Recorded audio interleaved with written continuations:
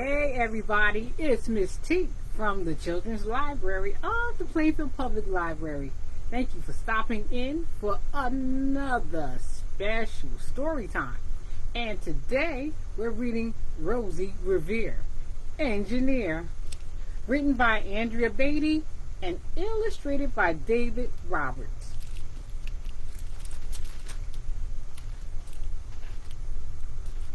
This is the story of Rosie Revere, who dreamed of becoming a great engineer. In Lila Greer's classroom at Blue River Creek, young Rosie sat shyly, not daring to speak. There's our friend Rosie.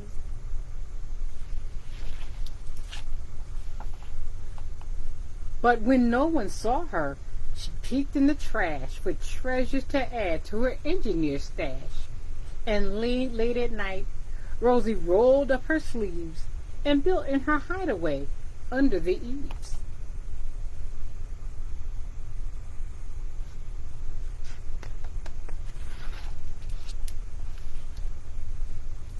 Alone in her attic, the moon high above, dear Rosie made gadgets and gizmos she loved.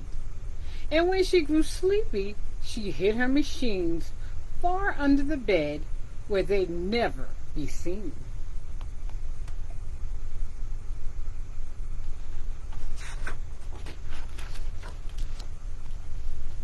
Now, when Rosie was young, she had not been so shy. She worked with her hair swooping over one eye and made fine inventions for uncles and aunts, a hot dog dispenser, and helium pants.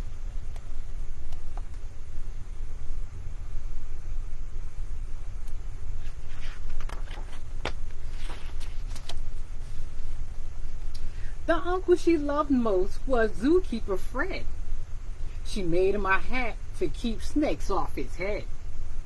From parts of a fan and some cheddar cheese spray, which everyone knows keeps the pythons away.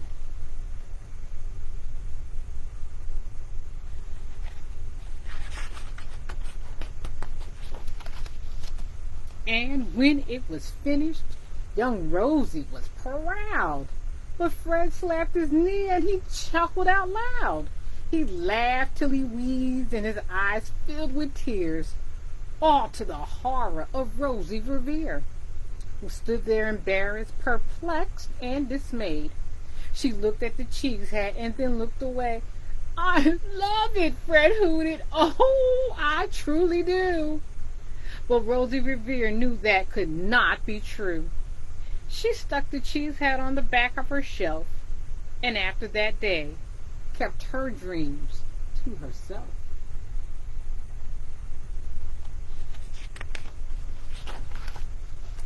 And that's how it went until one autumn day, her oldest relation showed up for a stay.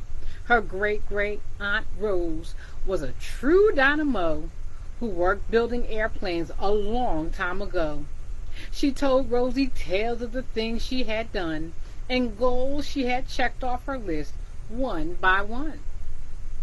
She gave a sad smile as she looked to the sky. "The only thrill left on my list is to fly. But time never lingers as long as it seems. I'll chalk that one up to an old lady's dreams."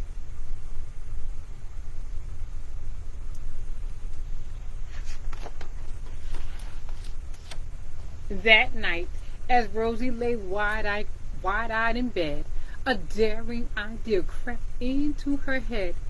Could she build a gizmo to help her aunt fly? She looked at the cheese hat and said, "No, not I." But questions are tricky, and some hold on tight, and this one kept Rosie awake through the night. So when dawn approached and red streaks lit the sky, young Rosie knew just how to make her aunt fly.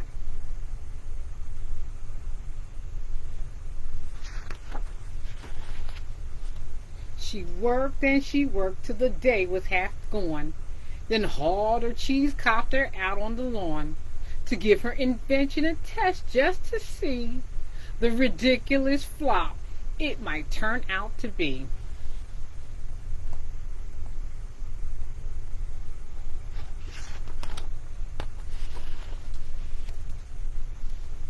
Strapped into the cockpit, she flipped on the switch. The helio cheese copter sputtered and twitched.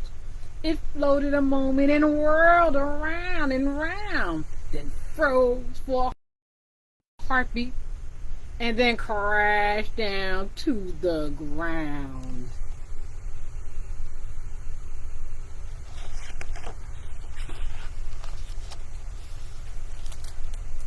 Then Rosie heard laughter and turned round to see the old woman laughing and slapping her knee. She laughed till she wheezed and her eyes filled with tears, all to the horror of Rosie Revere, who thought, oh no, never, not ever again will I try to build something to sputter or spin, or build with a lever, a switch, or a gear. And never again will I be a great engineer.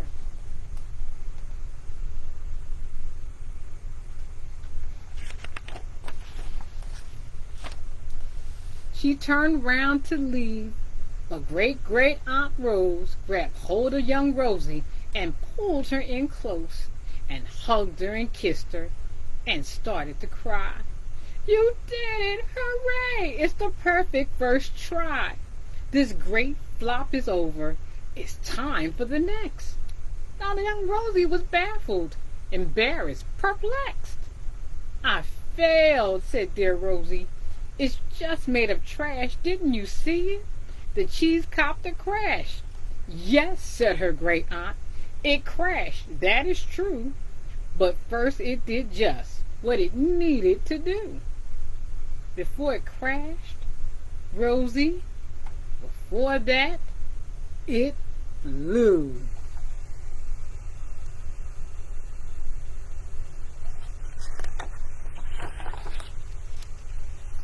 Your brilliant first flop was a raging success. Come on, let's get busy and go on to the next.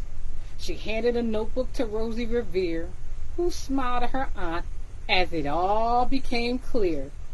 Life may have its failures, but this was not it.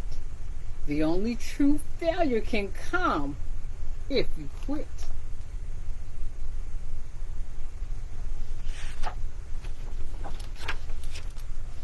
They worked till the sun sneaked away to his bed.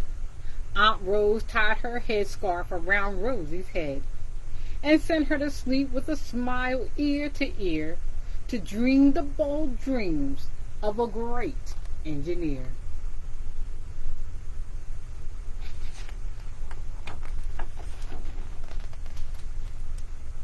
At Blue River Creek, all the kids in grade 2 built gizmos and gadgets and doohickeys too.